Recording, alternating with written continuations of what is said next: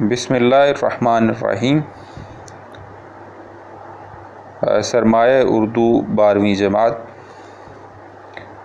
میں مناقب عمر بن عبدالعزیز رضی اللہ تعالیٰ عنہ کے عنوان سے علامہ شبلی نعمانی کا لکھا ایک مقالہ شامل ہے۔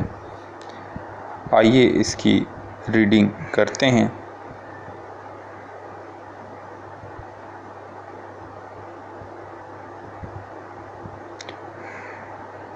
مناقب عمر بن عبدالعزیز رضی اللہ تعالیٰ عنہ۔ علامہ ابن جوزی نے جو مشہور محدث گزرے ہیں، حضرت عمر فاروق رضی اللہ تعالیٰ عنہ اور عمر بن عبدالعزیز رضی اللہ تعالیٰ عنہ کے حالات میں ایک کتاب لکھی تھی جس کا نام سیرت العمرین رکھا تھا۔ ہم نے یہ کتاب مصر میں کتب خانہ خدیویہ میں دیکھی تھی، جس سے الفاروق کے لیے بہت سے مفید معلومات انتخاب کیے تھے۔ علامہ موصوف نے اس کتاب میں صرف ان باتوں کو لیا ہے جو زیادہ تر ان کے اخلاق اور عدل و انصاف سے واسطہ رکھتی ہیں۔ چنانچہ ہم چند واقعات کو اس موقع پر نقل کرتے ہیں۔ ان میں سے حضرت عمر بن عبدالعزیز رضی اللہ تعالیٰ عنہ کے واقعات اور حالات میں سب سے زیادہ جو چیز قابل لحاظ ہے وہ غیر مذہب والوں کے ساتھ ان کا طرز عمل ہے۔ عمر بن عبدالعزیز رضی اللہ تعالیٰ عنہ مذہب کی مجسم تصویر تھے۔ مذہبی حیثیت سے ان کو عمر ثانی کا لقب دیا گیا ہے۔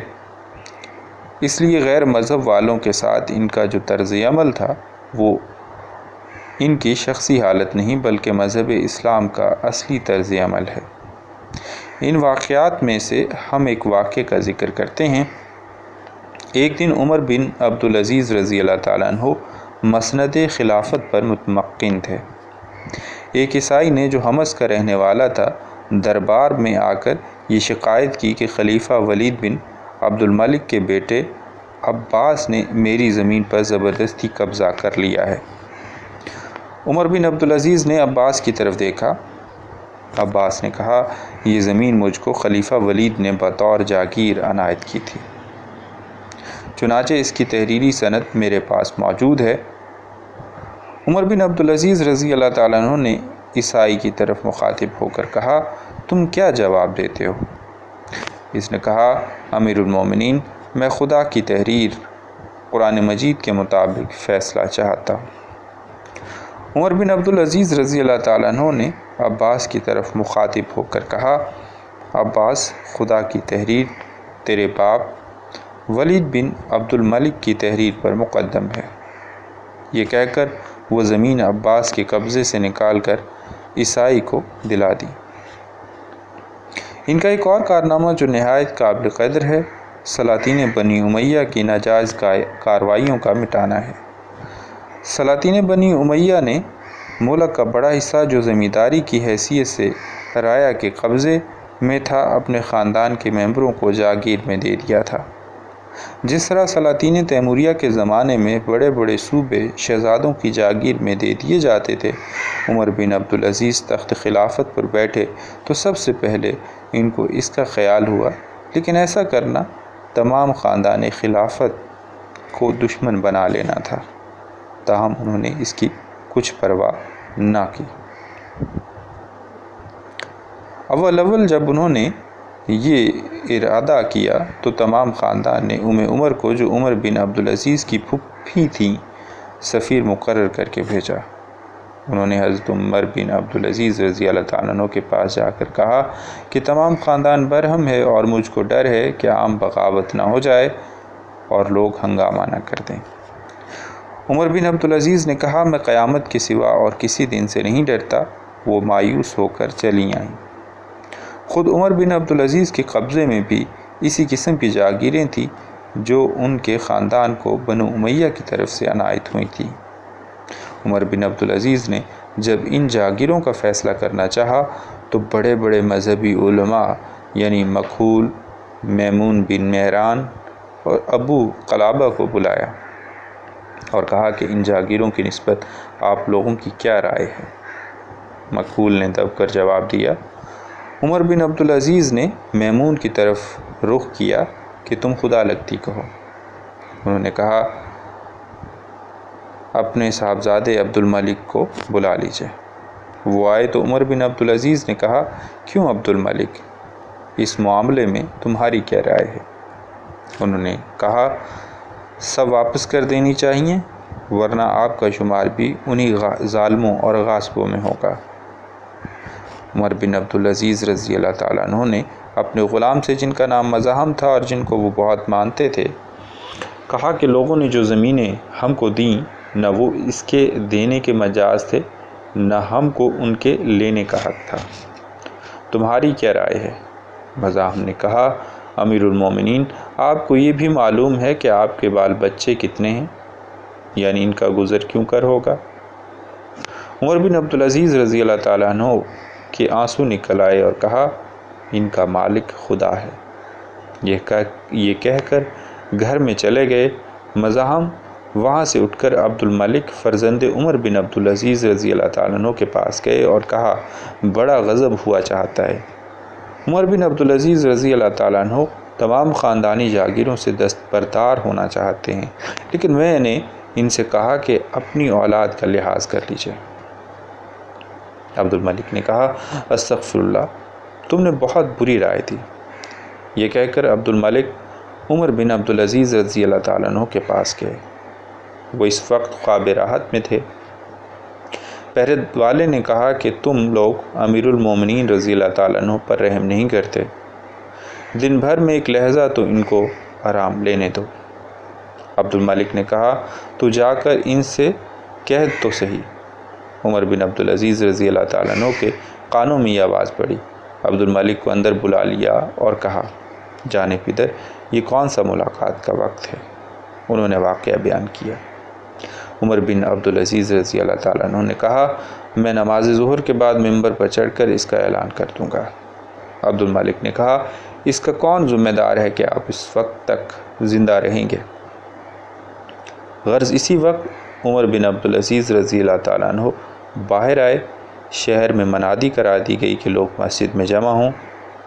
عمر بن عبدالعزیز رضی اللہ تعالیٰ عنہ نے ممبر پر چڑھ کر کہا صاحبو، میں ان تمام زمینوں کو جو لوگوں نے ہمارے خاندان کو دی تھیں واپس کرتا ہوں، کیونکہ دینے والوں کو نہ دینے کا حق تھا نہ ہم کو لینے کا۔ یہ کہہ کر جاگیرات کی جو سندیں تھیں صندوق سے نکلوائیں اور کینچی سے کتر کر ان کو پھینکنا شروع کیا۔ یہ جاگیریں کچھ یمن میں تھیں، کچھ یمامہ میں تھیں، چنانچہ سب سے پہلے ان زمینوں سے دستبرداری ظاہر کی۔ عمر بن عبدالعزیز کو تمام خاندان میں ابن سلیمان سے بہت محبت تھی۔ وہ اپنی جاگیر کی سند لے کر آئے کہ میری زمین آپ کیوں چھینتے ہیں؟ فرمایا کہ پہلے یہ زمین کس کے قبضے میں تھی؟ بولے کہ حجاج کے۔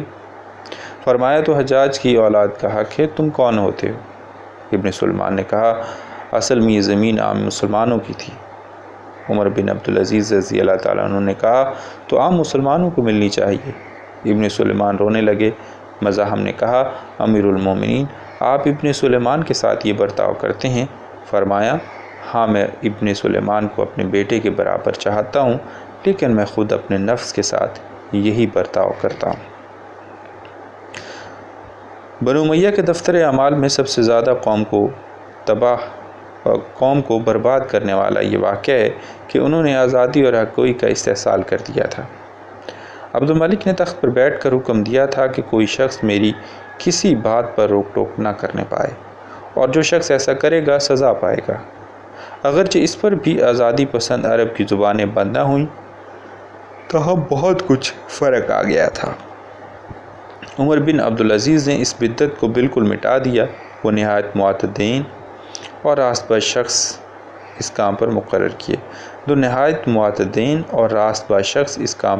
کیے کہ عدالت کے وقت ان کے پاس موجود رہیں اور ان سے جو غلطی سرزد ہو فوراً ٹوک دیں۔ ان کے طرز عمل سے لوگوں کو عام طور پر جرأت ہو گئی تھی اور لوگ نہایت بے باکی سے ان کے اقوال و افعال پر نکتہ چینی کرتے تھے۔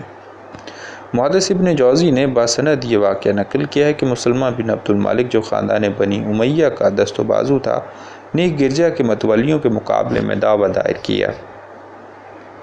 فریق مقدمہ جو عیسائی تھا اجلاس میں حسب قاعدہ کھڑے تھے، لیکن مسلمہ کو چونکہ خاندانی زوم تھا اس لیے بیٹھ کر گفتگو کرتا تھا۔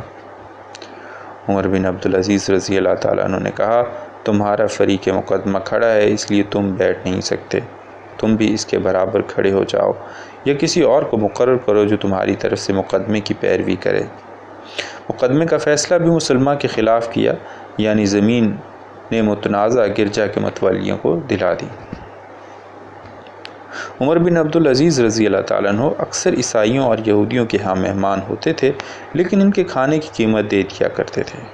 وفات کے وقت اپنے مقبرے کے لیے جو زمین پسند کی وہ ایک عیسائی کی تھی، اس کو بلا کر خریدنا چاہا۔ اس نے کہا، امیر المومنین قیمت کی ضرورت نہیں، ہمارے لیے تو یہ امر برکت کا باعث ہوگا، لیکن انہوں نے نہ مانا اور 30 دینار دے کر وہ زمین خرید لی۔